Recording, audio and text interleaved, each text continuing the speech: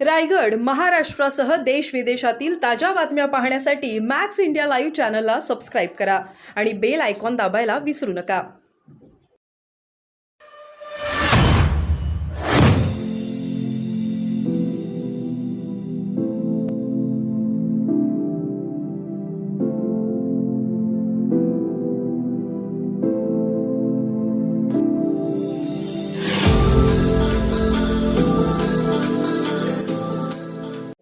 या प्रकारे जागे पाटील यांनी याच्यातील आता पेपर फुटल्याची त्यासाठी चौकशीची मागणी करत होती. कशा प्रकारे त्यांनी पेपर फुटले जे अधिकारी आहेत त्यांना पहिले कडक कारवाई केली पाहिजे. हे का होतंय हा महत्वाचा पार्ट आहे. ह्या सगळ्या तरुणांवर संतोष आहे. हे सरकार भ्रष्टाचारात बुडलेले आणि ह्याच्यामध्ये आज शेतकरी असं मराठा समाज असं ओबीसी समाज आहे, धनगर समाज आहे, शेतकरी आहेत, तरुण आहे, विद्यार्थी आहेत.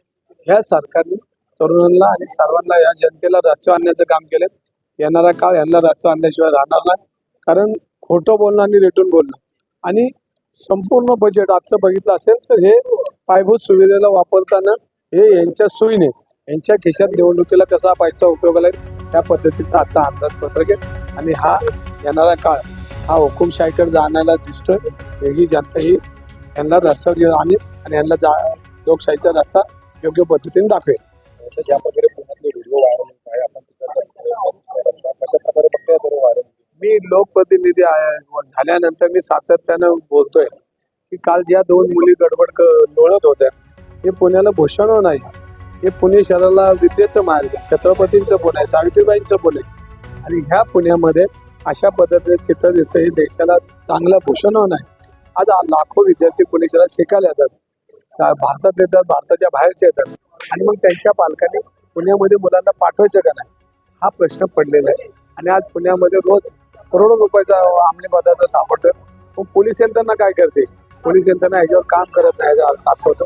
एका दिवसामध्ये आज 4,000 कोटीचा अंमली पदार्थ सापडलाय का?